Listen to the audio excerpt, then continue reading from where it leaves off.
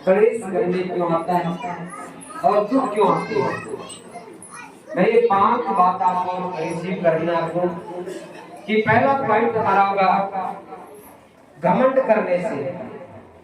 अपने पड़ोसी को नहीं घमंड नहीं करना है, घमंड नहीं करना है।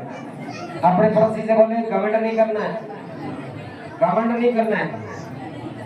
दूसरा बोलना आपको अभिलाषा नहीं करनी है, अभिलाषा नहीं करनी है, लालच नहीं करना है। बोलो अपने पड़ोसी से लालच नहीं करना है।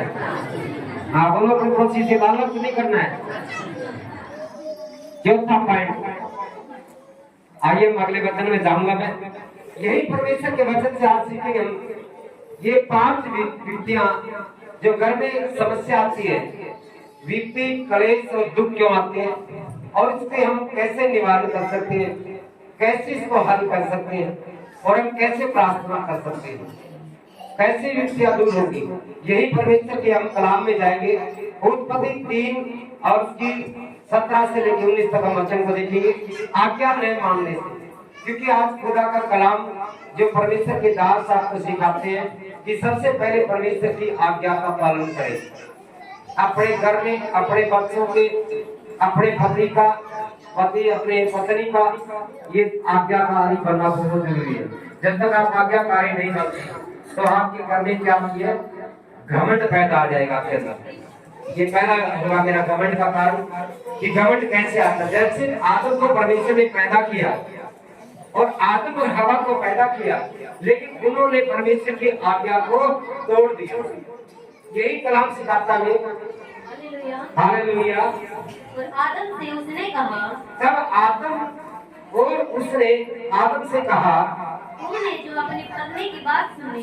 सबसे पहले यहाँ आदम ने परमेश्वर की आज्ञा को तोड़ दिया। जो प्रभु ने जो पेड़ जो लगा था, तो पेड़ था जो पाप का पेड़ लगा था, लेकिन परमेश्वर ने इसको मना किया कि इसका फल तुझे नहीं खाना है। लेकिन वहाँ उसने आदम ने क्या किया, आज्ञा तूने अपनी पत्नी की बातों को सुना है, जिस वृक्ष के बीच में मैंने तुझे आज्ञा दी थी, मैंने तुम्हें आज्ञा दी थी कि तू उसे न खाना, तू उसका फल। आज हम भी प्रभु के जोड़े में रहते हैं। हम परमेश्वर का दास आपको आज्ञा देता है कि आपको ये करना है, ये करना आपको, लेकिन आज्ञा को आप तोड़ दिया। आप प्रभु की आज्ञा को तोड़ते हैं, तब आपकी क्या आती है, एक आपके अंदर अहंकार आ जाएगा, घमंड आ जाएगा। यही शैतान क्या देखता आपकी जिंदगी के अंदर बातें चिढ़ाई आती है। प्रभु का वचन जो कलाम में लिखा है, जो मैंने इंसान को मिट्टी से पैदा किया और एक दिन मिट्टी में मिल जाएगा। चाहे राजा हो, चाहे धनी हो, चाहे गरीब हो, चाहे अमीर हो, लेकिन परमेश्वर का वचन बोलता है कि जो पैदा हुआ है उसे मिट्टी में मिल जाना है। तो आपको याद रखेंगे। तो सबसे पहले जहाँ आदम था और आदम ने क्या किया, अपनी पत्नी की बात को सुना, उसकी आवाज को सुना और परमेश्वर की आवाज को उसने ठुकरा दिया। दूसरा पॉइंट हम देखते हैं, दूसरा कुरिन्थियों 9 और 10 में पढ़ेंगे। दूसरा कुरिन्थियों 12 अध्याय के 9 और 10 भाग।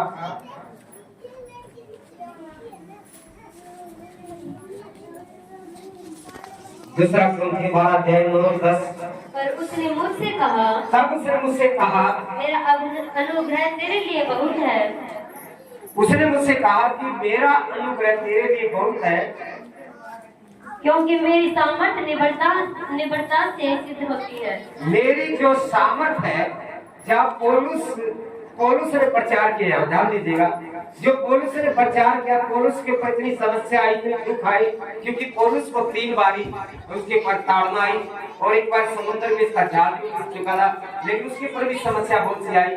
लेकिन जहाँ पौलुस ने कहा, उसने मुझसे कहा मेरा अनुग्रह, जब प्रभु ने कहा कि मेरा अनुग्रह तेरे ऊपर काफी है, और क्योंकि मेरी सामर्थ निर्बलता में सिद्ध होती है। निर्बल, आपको निर्बल बनना है, यानी कि मेरी जो सामर्थ है निर्बलता से सिद्ध होती है, और इसलिए मैं बड़े आनंद से, और देखिए आपको सुना है कि मैं बड़े आनंद से अपनी निर्बलताओं पर घमंड करूंगा, अपने निर्बलताओं पर मैं घमंड करूंगा कि मसीह की सामर्थ मुझ पर छाया करती करती रहे।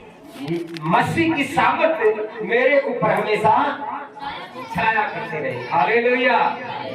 मसीह की छाया मेरे ऊपर सामर्थ है, उसकी छाया करती रहे। इस कारण मसीह के लिए निर्बलताओं में, इसलिए मसीह की निर्बलताओं में और निंदाओं में, और उसकी निंदाओं में और दृढ़ताओं में, और उसकी दृढ़ताओं में और उपद्रवों में, और उपद्रवों में और संकटों में प्रसन्न हूँ। उससे मैं प्रसन्न। हालेलुया। तो याद रखिए, जब भी दुख आता है, पीड़ा आती, समस्या आती है, लेकिन जब पौलुस के ऊपर उसकी निंदा की गई थी, उसके ऊपर ताड़ना दी गई थी पौलुस को, लेकिन फिर भी वो खुश था। आज वही समस्या आपके आती है, विश्वासी के ऊपर आती है, बहुत से दुख आते हैं, पीड़ाएं आती है। हमें भी जब भी कोई समस्या आई तो आपको खुशी मनाना है। आपको ये दुख नहीं लेना कि मेरे कोई से ये बोल दिया, मेरे कोई से। तभी लिखा यहाँ रोमियो 18 से 19 वचन पढ़ूंगा मैं। रोमियो 8 अध्याय 18 से 19 वचन।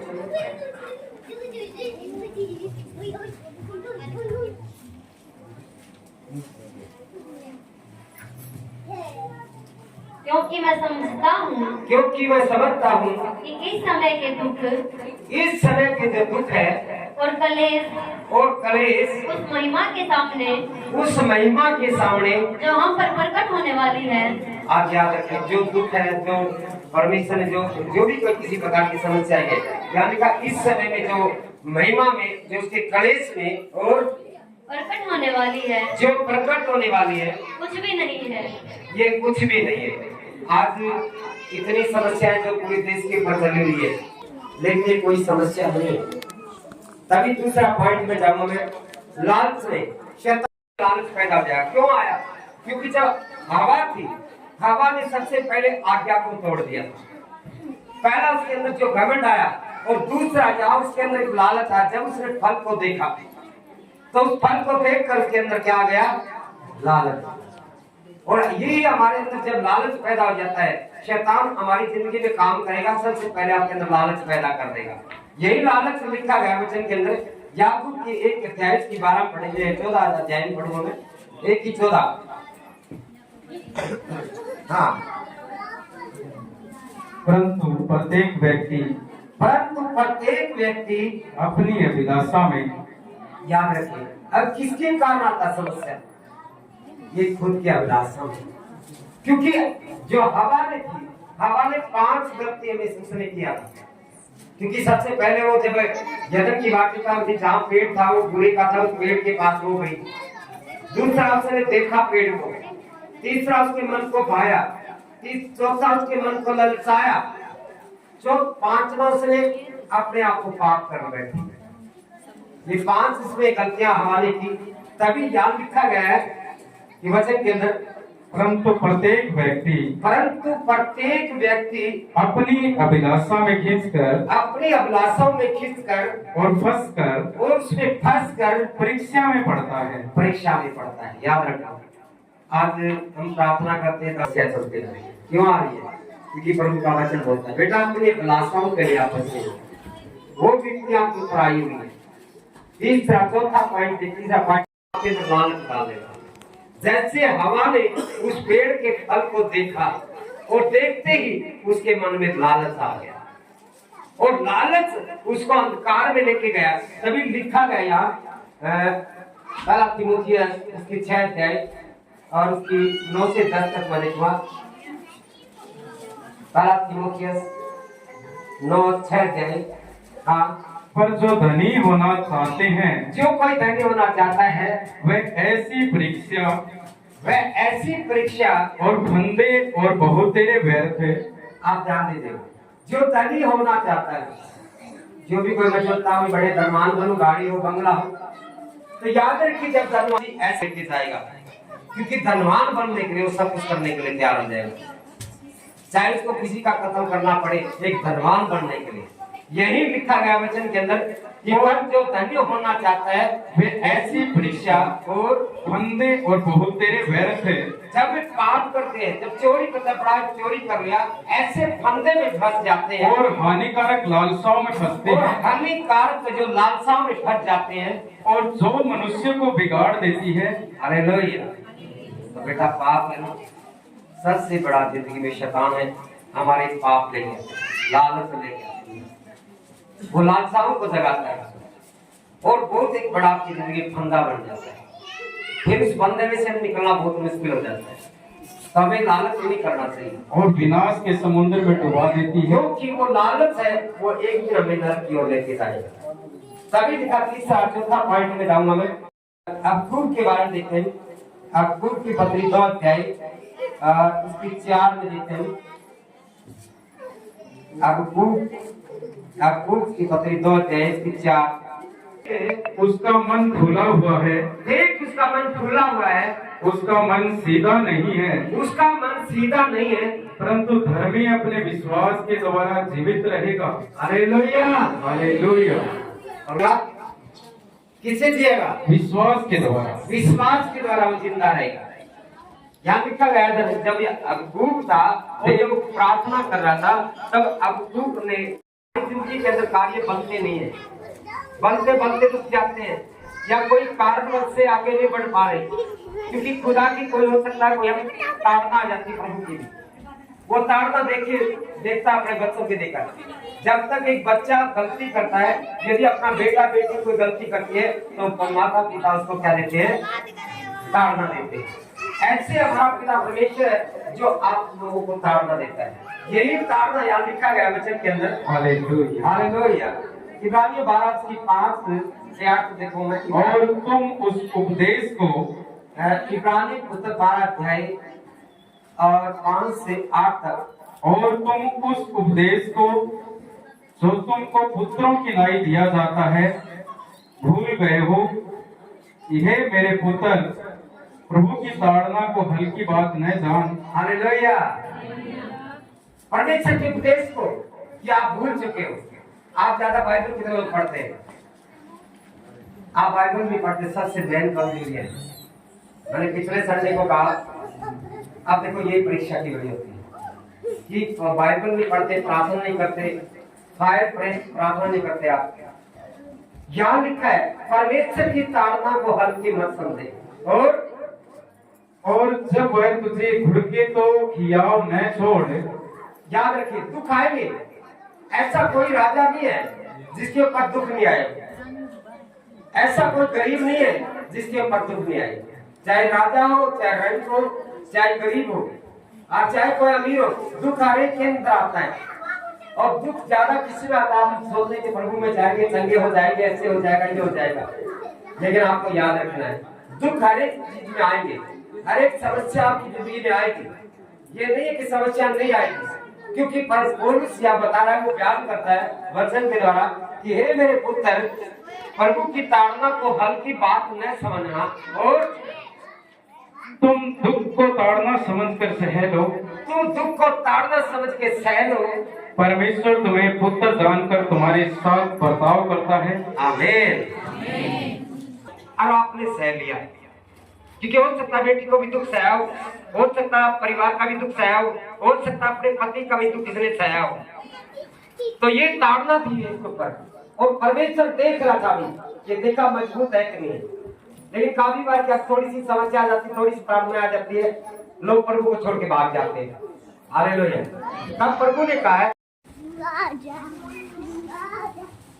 रोमियो की पुस्तक 1 अध्याय उसके 28, और जब उन्होंने परमेश्वर को पहचानना न चाहा, जब उन्होंने परमेश्वर को नहीं पहचाना, इसलिए परमेश्वर ने भी उनके निकम्मे मन पर छोड़ दिया।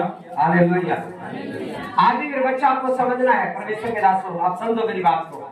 यहाँ परमेश्वर का वचन जो पहले अध्याय में लिखा है कुरिन्थियों के अंदर कि हे मेरे पुत्र, प्रभु की ताड़ना को हल्की मत समझ। हालेलुया। जब एक कुम्हार एक मटका को तैयार करता है और मटके को तैयार करता है, उसको पूरी छिपाई करता है मिट्टी की। कभी मिट्टी ने जवाब दिया होगा? मिट्टी को जवाब दिया होगा कि कुमार तू मेरे को क्यों पिटाई कर रहा है, क्यों मेरी को तेरी सता रहा है। तब उसने क्या बोला होगा, हो सकता है उसने कहा होगा कि मैं तेरा बर्तन बनाऊंगा। हालेलुया। हो सकता है मिट्टी ने उसको आवाज दी होगी, उसको कहा कि तू मुझे क्यों पीट रहा है। तब हो सकता है उसने बोल दिया होगा कि मैं तेरा एक बर्तन बनाऊंगा। तो आप भी एक परमेश्वर के बर्तन हो, याद रखो। हालेलुया। जब आपके ऊपर ताड़ना होती है तो परमेश्वर आपको संवारता है, एक सुंदर रूप बनाना चाहता आपका। हालेलुया। अच्छा रूप बनाना चाहता आपको। तभी लिखा यहाँ, और परमेश्वर ने उसके निकम्मे काम पर छोड़ दिया। जब हम थोड़ी सी ताड़ना आती प्रभु की और उसको छोड़कर फिर हम पाप में चले जाते हैं, यानी आज्ञा को तोड़ना।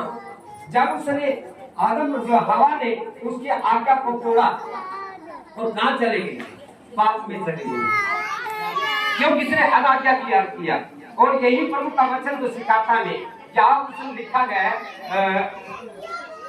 1:28 में, जब उन्होंने परमेश्वर को नहीं पहचाना। हालेलुया। जब आपने प्रभु को पहचान लिया है, उसको जान लिया है, फिर भी आप पाप करते जा रहे हो, तो बेटा ये परमेश्वर की ताड़ना हो गया, क्योंकि इस लाठी में आपकी परवाह नहीं आएगी। तभी लिखा है नेहम्याह की पुस्तक में, देखिए नेहम्याह 1 अध्याय उसकी 6 से 8 तक देखिए। और जब नेहम्याह ने प्रार्थना किया, सबसे बड़ी पावर आपके पास एक प्रार्थना है। तो कितने लोग प्रार्थना करते हैं? हालेलुया। प्रार्थना बहुत जरूरी है आपकी जिंदगी के अंदर। जहाँ नेहम्याह ने जो इस्राएल के बारे में इतनी समस्या आई, जो शहर तो टूट चुकी थी, लेकिन यहाँ नेहम्याह ने प्रार्थना किया। तब उसने प्रभु से बात करके कहा, नेहम्याह की पुस्तक में लिखा है, तुम कान लगाए और आंखें खोले रहे, आंखें खोल कर देखता है कि जो प्रार्थना में तेरे दास इस समय तेरे दास इजराइलियों के लिए दिन रात करता रहता हूँ, इजराइलियों के लिए मैं दिन रात करता रहता हूँ, उसे तू सुन ले। मैं इजराइलियों के पापों को जो हम लोगों ने तेरे विरुद्ध किए हैं, जो हमने तेरे विरुद्ध पाप किए, मान लेता हूँ। क्या करता हूँ? मान लेता हूँ। कितने लोग आप परमेश्वर के सामने प्रार्थना किया, प्रभु मैं पापी हूँ। हालेलुया। जब तक आप अपने पापों को अंगीकार नहीं करोगे, आपको शांति नहीं आएगी, समस्या रहेगी आपके घर में। जब आप अपने पापों को अंगीकार करेंगे, उसी वक्त आप आजाद हो जाओगे। तभी लिखा यहाँ, मान लेता हूँ और मैं अपने पापों को मान लेता हूँ। मैं और मेरे पिता के घराने दोनों ने पाप किया। जब आप प्रार्थना में जाएंगे तो सबसे पहले आपको ध्यान रखना है कि प्रभु की हजूरी में हमें अपने पापों से पश्चाताप करना है। तो अपने पापों से पश्चाताप यहाँ आए, जब आपने आज भी प्रार्थना नहीं किया। सबसे पहले मैंने बोला था आपको, जब भी प्रभु के भवन में आए तो अपने पापों से पश्चाताप कर कि प्रभु मैं पापी हूँ, मैं खाली हूँ, मैं यहाँ आया हूँ, मैं भरने के लिए आया हूँ। तो आपने पश्चाताप की प्रार्थना बहुत जरूरी है। आप प्रार्थना नहीं करते मेरे बच्चे, जान लीजिए आज से आप प्रार्थना करनी शुरू करें। पश्चाताप की, पाप की कि मैं पापी हूँ, कि मैंने तेरी नजर में पाप किया। जब तक पाप नहीं छोड़ते, शैतान आपको छोड़ेगा नहीं। हालेलुया। पवित्र आत्मा का वरदान नहीं मिलेगा आपको, अभिषेक नहीं मिलेगा। तो मेरे बच्चों याद रखें, आपको पापों से मुक्त होना है।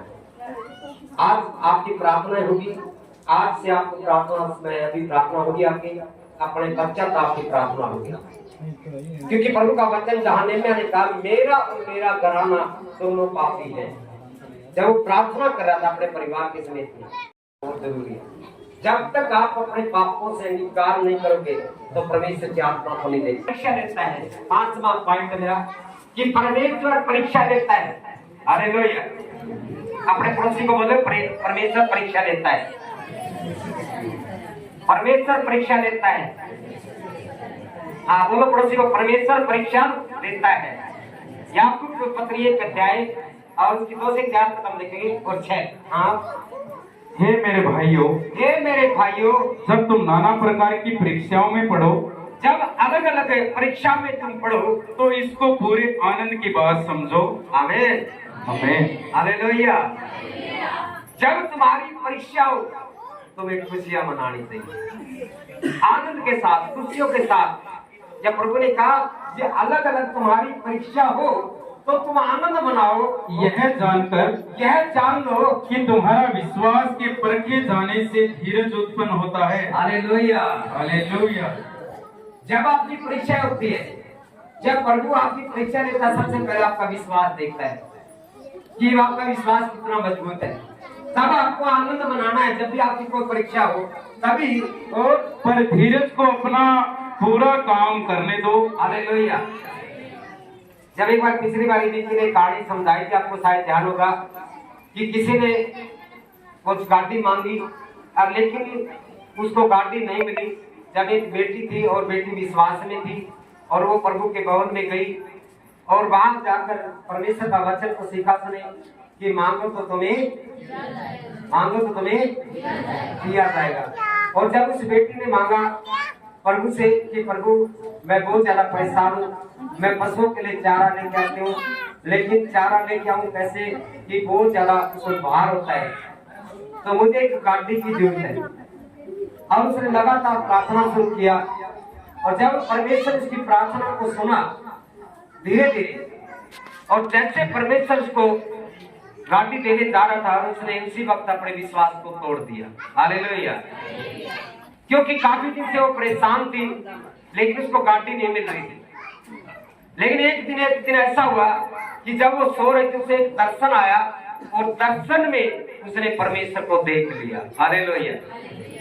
उसने एक दर्शन देखा कि उसके घर में 2 बैल आए हुए हैं और एक गाड़ी आई हुई है, और वो गाड़ी और बैल आई और तभी वहां एक सांप आया और एक बड़ा नाग आया और उसने बैल और गाड़ी को खा लिया। ऐसे उसने दर्शन देखा और जब वो प्रभु के भवन में गई तब उसने कहा प्रभु के दास से कि बैल गाड़ी मुझे मिली नहीं, लेकिन मैंने विश्वास तोड़ दिया था, लेकिन रात को मैंने एक दर्शन देखा है। और वो दर्शन ऐसा देखा कि जो बैल गाड़ी में लेके आई थी और जो बैल लेके आई उसको सांप ने खा लिया। तब प्रभु के दास ने से कहा कि बेटी कि ये प्रभु आपके लिए गिफ्ट लेके आ चुका था, लेकिन तेरे अंदर क्या आ गया, वो लालसा आ गई, तेरे अंदर वो घमंड आ गया और तेरे अंदर वो लालसा पैदा हो गई। उसके कारण शैतान आया और शैतान ने आके तेरे बैलों की जोड़ी चुरा ली। हालेलुया। घटी न रहे। आमीन। धीरे धीरे प्रभु काम करेगा तो आपके घर में कोई घटी कमी नहीं रहेगी। हालेलुया। कोई कमी नहीं रहने देगा प्रभु। तो यही परमेश्वर का वचन है। ये 5 बातों को आपको हमेशा याद रखनी है। पहला पॉइंट, आपको घमंड नहीं करना है। पहला पॉइंट आपको। दूसरा, अभिलाषा। आप अभिलाषा में नहीं पड़ोगे, क्योंकि जब प्रभु ने एक व्यवस्था रखी आदम और हवा के ऊपर कि बेटा मैंने जो पेड़ लगाया यदन की वाटिका के अंदर, इस जो बगीचे में है जो भले और बुरे का 2 पेड़ है, नाना प्रकार की परीक्षा में पढ़ो तो इसे पूरा आनंद की बात समझो। हमें समझना है ये खुशियां कौन दे रहा है, ये खुशी परमेश्वर आपको दे रहा है। हालेलुया। तो धीरे धीरे आप प्रभु को कार्य करने दें तो अपने घुटनों पर आ जाएंगे।